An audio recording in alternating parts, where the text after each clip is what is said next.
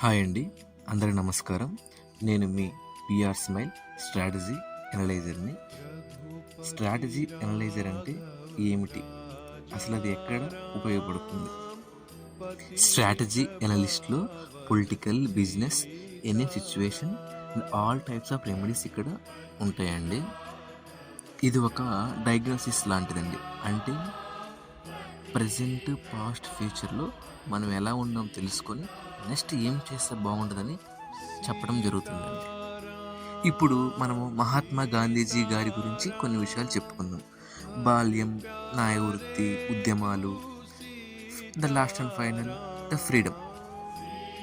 Gandhiji barrister చదవడానికి వెళ్ళినప్పుడు తల్లి కొన్ని మాటలు అడిగింది.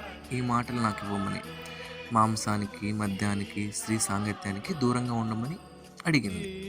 గాంధీజీ కొన్ని విషయాలు తను నమ్మి జీవితంలో ఎలా ముందుకు సాగారో తెలుసుకుందాం. పని సాధించాలంటే ఆయుధం కాదు, నిజాయితీ, అహింస, పోరాటాలు, సంస్కరణలు జీవితంలో ఒక భాగం.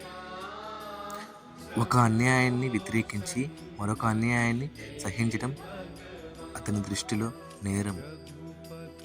ఇంకొక ముఖ్యమైన విషయం ఏమిటంటే నాయకత్వము, ఆలోచన సరళి, రాజకీయ విధి విధానాలు రూపుదిద్దుకోవడానికి ముఖ్యమైనది మనకు కావాల్సింది సమయం అని ఆయన చాలా గట్టిగా నమ్మారు. అదేవిధముగా ఎదుర్కొని పోరాడే పటిమ అతను నిదానంగా నేర్చుకున్నారు గాంధీజీ గారు సుభాష్ చంద్రబోస్ గారి గురించి మాట్లాడుతూ ఒక చిన్న విషయం చెప్పారు. బోస్కి అంటే గాంధీజీ దృష్టిలో బోస్కి ప్రజాస్వామ్యాలపైన, అహింసపైన పూర్తి విశ్వాసం లేదని గాంధీ ముఖ్యమైన అభ్యంతరం అని ఈ విధంగా అన్నారు. ఇలా మనం ప్రతి ఒక్క మనిషిని తెలుసుకొని వాళ్ళ ఎలా ఉంటారు, ఏంటి, వాళ్ళ సక్సెస్ కారణం ఏంటి, గొప్ప వ్యక్తుల గురించి తెలుసుకొని అదే దృష్టిలో మన కోణాలను తెలుసుకొని ఈ స్ట్రాటజీ అనలైజర్ మీకు అందిస్తుంది. ఫైనల్లీ మనము చాలా హ్యాపీగా ఉండాలనుకుంటాం. We are loss or we are gain, we are happy any situation, that is our motive. Just నాతో మీకు అపాయింట్మెంట్ కావాలంటే 99 రూపాయలేనండి.